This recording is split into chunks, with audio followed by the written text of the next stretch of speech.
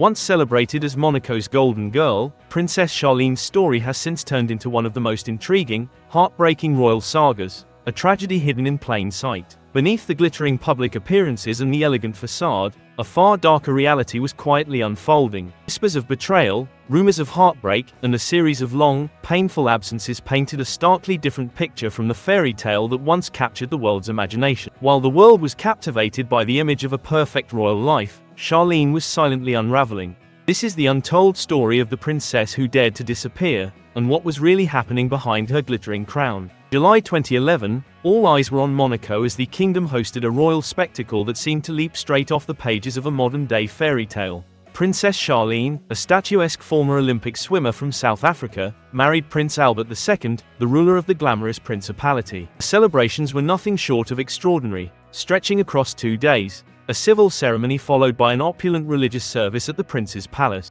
Charlene stunned in an Armani privé gown, intricately embroidered with 40,000 Swarovski crystals and 20,000 mother-of-pearl teardrops. Fireworks painted the sky above Monaco harbor, and the guest list sparkled with European royalty, A-list Hollywood stars, and dignitaries from around the world.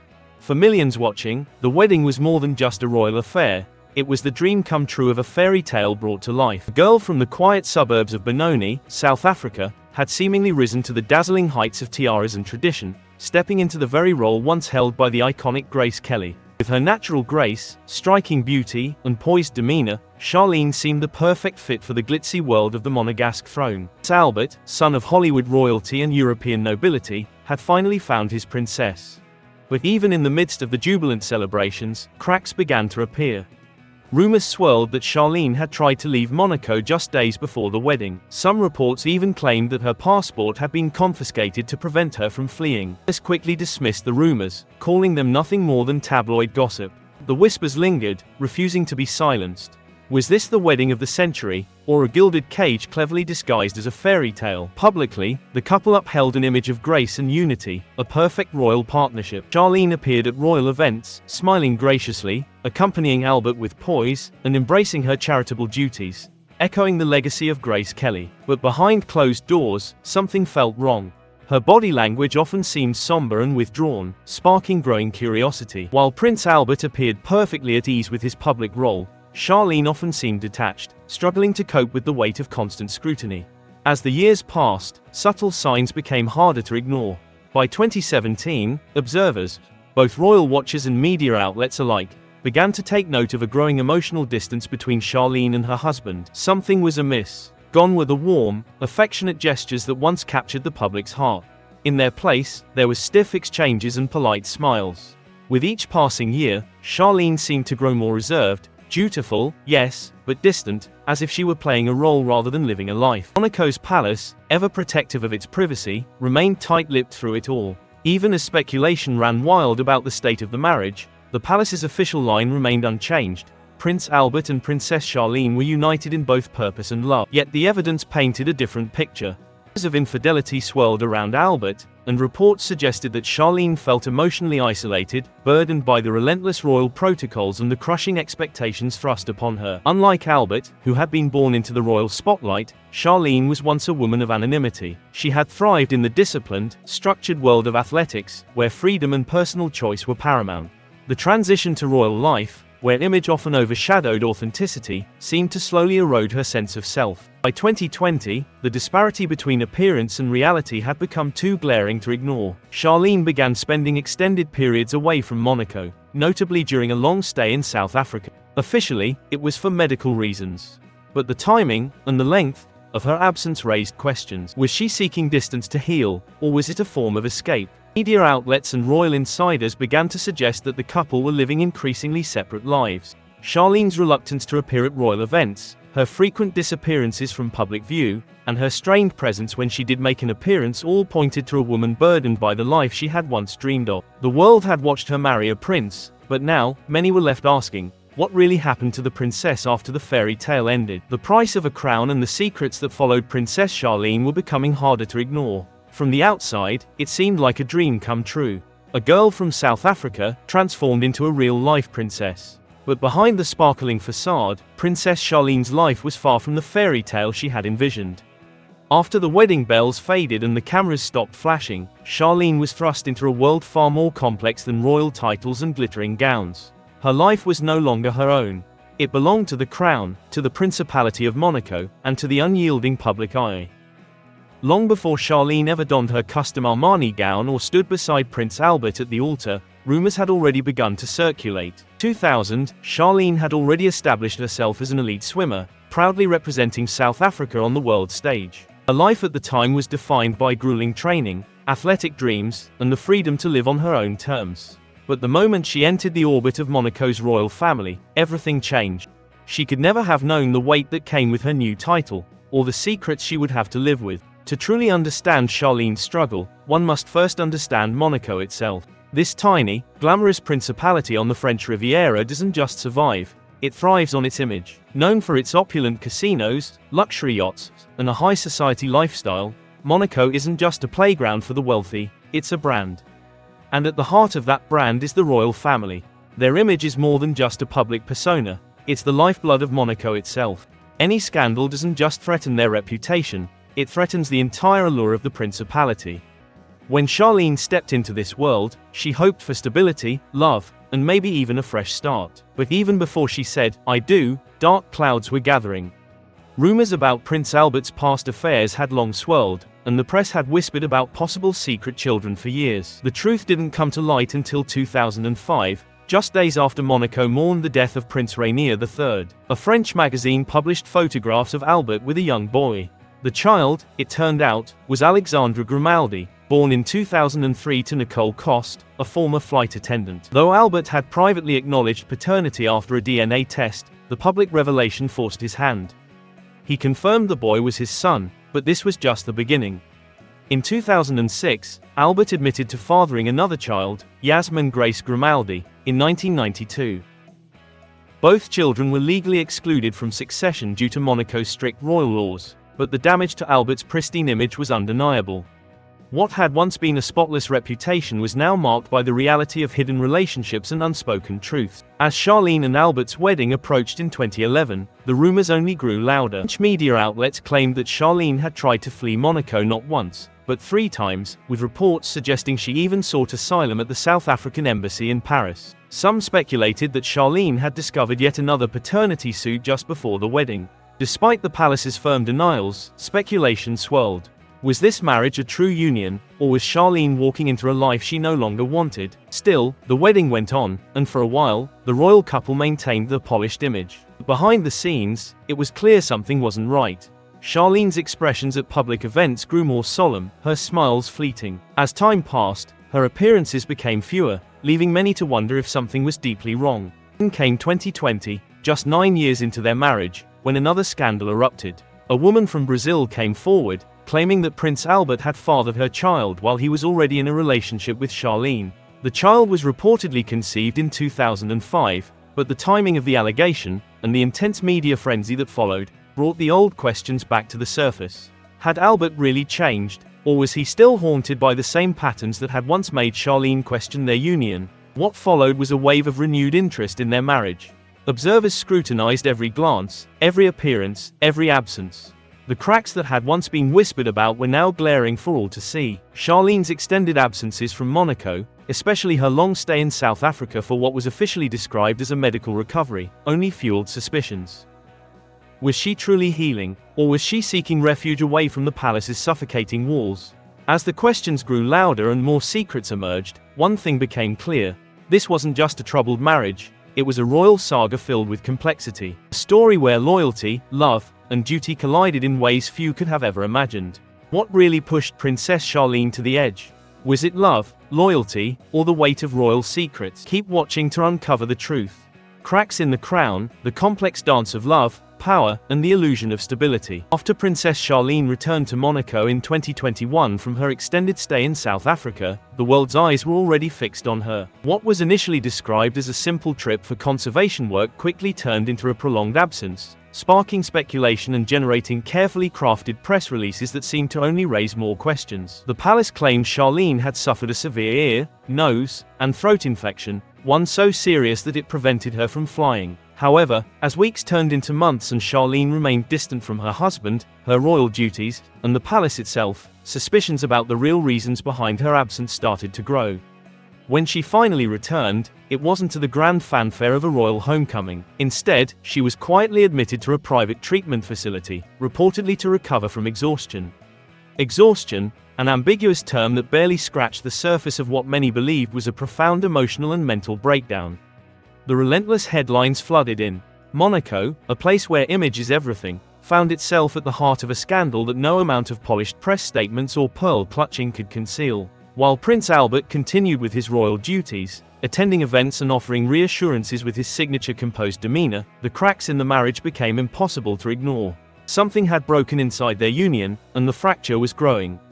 Friends of the princess, speaking cautiously but with clear conviction, revealed the truth behind the palace gates. Charlene felt isolated. She was tired of donning a brave face, tired of hiding her pain behind the tiaras and gowns. Those close to her said she felt like she was living in a gilded cage. Beautiful, golden cage, but a cage nonetheless.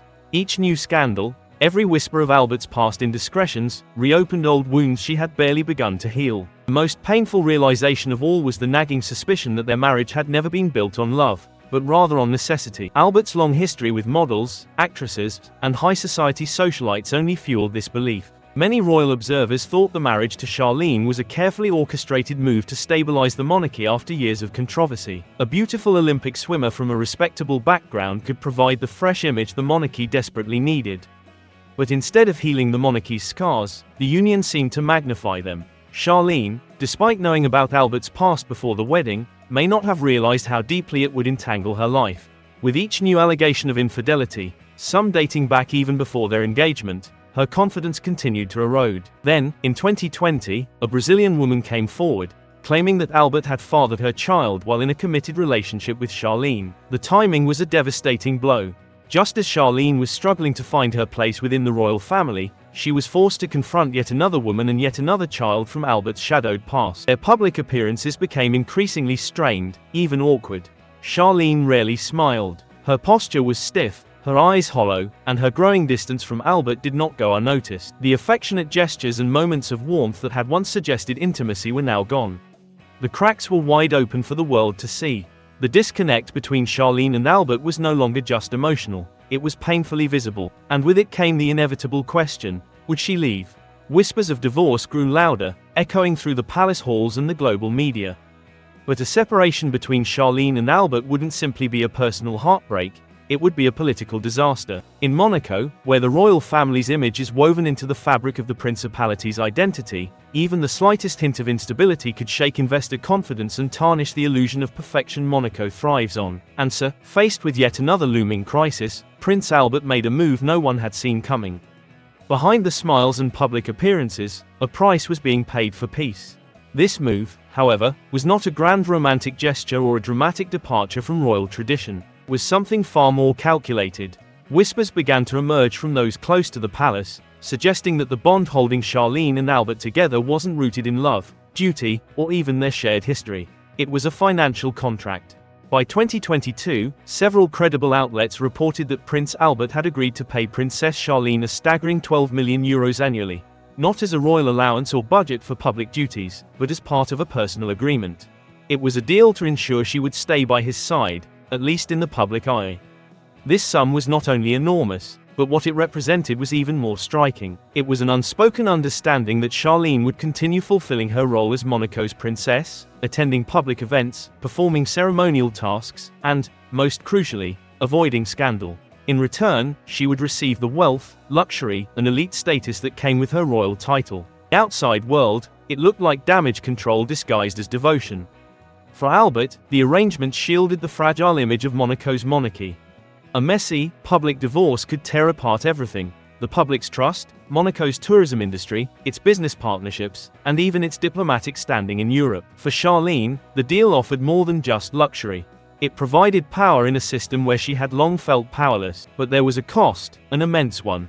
Every time Charlene donned a designer gown or posed for the cameras, she did so under the weight of this arrangement. While the world marveled at her sparkling jewels and shimmering dresses, few saw the pain behind her eyes. The once vibrant personality had dimmed. she became increasingly withdrawn, her expressions more guarded. The joyful Olympic swimmer from Benoni, South Africa, who once dove into the pool with fearless determination, now navigating a far more treacherous sea of royal politics, betrayals, and expectations. The shift in her life was a complete upheaval of identity. One moment, Charlene Wittstock was training for international competitions, focused on athletic goals. The next, she was stepping into the role of a princess, expected to embody the elegance and mystique of Grace Kelly, Prince Albert's late mother, and the world-renowned actress turned royal. But unlike Grace Kelly, Charlene had not been prepared for this life. She hadn't been groomed for years to embrace the royal spotlight. Instead, she was plunged into the deep end, expected to swim not just with Grace's legacy, but in silence. And all of this while carrying the weight of private heartbreaks. From the very moment of their wedding in 2011, whispers of Charlene's hesitance never truly faded. Rumors circulated that she had tried to flee Monaco just days before the ceremony. Some claimed she sought refuge at the South African embassy in Paris. While these claims were always denied, the quiet sadness Charlene carried seemed to lend him an undeniable truth. Then came 2021, yet another test for Charlene. She traveled to South Africa for a conservation mission, but what was supposed to be a short visit stretched into months. Official statements claimed a severe ear, nose, and throat infection, one that reportedly required several surgeries. She was simply too ill to fly, they said. But the world began to question, was this truly a medical emergency, or was it an emotional retreat? Photos from her stay surfaced online, and the transformation was jarring. Gone was the glowing royal who once captivated audiences with her elegance. In her place stood a frail woman, pale, thin, and her face lined with the exhaustion of what had surely been more than just a physical ailment. When Charlene returned to Monaco later that year, it wasn't a triumphant homecoming. Instead, she quietly checked into a treatment facility, reportedly to recover from the extreme fatigue that had come not only from her physical illness but from the emotional strain of her royal role. Still, Charlene wasn't ready to give up. Despite her frayed marriage and the forced smiles, she searched for purpose, and in doing so, she returned to what mattered most to her: charity. Even before becoming a princess, Charlene had a passion for helping children, promoting water safety, and championing conservation efforts. But behind the royal smile, was there a €1 million contract? And was there a silent, deeper search for meaning amid heartbreak? Keep watching, this story is far from over. A princess with a purpose. Amid royal expectations and personal pain, her humanitarian work became her refuge, a space where she could be more than a title, more than a symbol. And over time, that purpose only grew stronger. Charlene of Monaco, once a star in the Olympic swimming world, never truly left the water behind. I feel great, you know, I feel wonderful. I do recommend it for anyone to swim, it's fantastic, she would say, still echoing the love she had for the sport that shaped her life. Swimming had not only shaped her spirit but built her discipline and taught her survival. A year after her fairy tale wedding in Monaco's royal palace, in 2012, she channeled that passion into something far greater than herself, the Princess Charlene of Monaco Foundation. This wasn't just another ceremonial royal project, it was her mission. Foundation was created to fight a global crisis that too often went unnoticed: drowning. Every year, countless lives, especially those of children, are lost to water-related accidents. Charlene, who had trained in the pools of Benoni, South Africa, knew how vital swimming and water safety could be. So, she made it her life's work to educate, prevent, and protect. The foundation's reach began in Monaco but quickly expanded worldwide, from the beaches of South Africa to the rivers of Bangladesh and the coastlines of India. Her team partnered with organizations like Life-Saving South Africa, World Rugby, and the Red Cross, training not only children but teachers and local leaders as well. They distributed swimming gear, set up awareness programs, and developed entire curriculums around water safety and saving lives. Charlene traveled extensively for these causes, sometimes publicly, often quietly. She visited schools, met with health workers, and stood alongside young athletes. Whether it was children learning to float in shallow pools or rugby players spreading awareness during games, the message was always the same: water can give life, but it can also take it, and knowledge makes the difference. Even as her personal world behind palace walls became harder to navigate, Charlene found peace in these moments. Charlene's smile returned when she stood beside young swimmers or helped open new water safety centers. In those moments, she wasn't just a princess, she was Charlene, an athlete, a mother, a woman with a cause. Foundation, focused on water safety, was just one part of her efforts. She also supported programs for mothers and newborns, backed children's hospitals, and advocated for medical equity.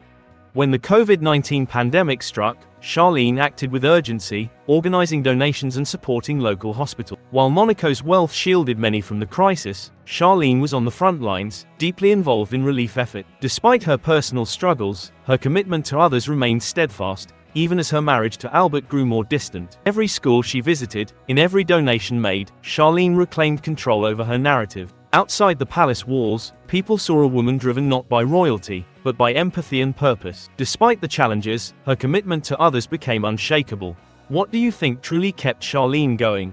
Was it royal duty, quiet rebellion, or something deeper? Share your thoughts in the comments, and don't forget to like and subscribe.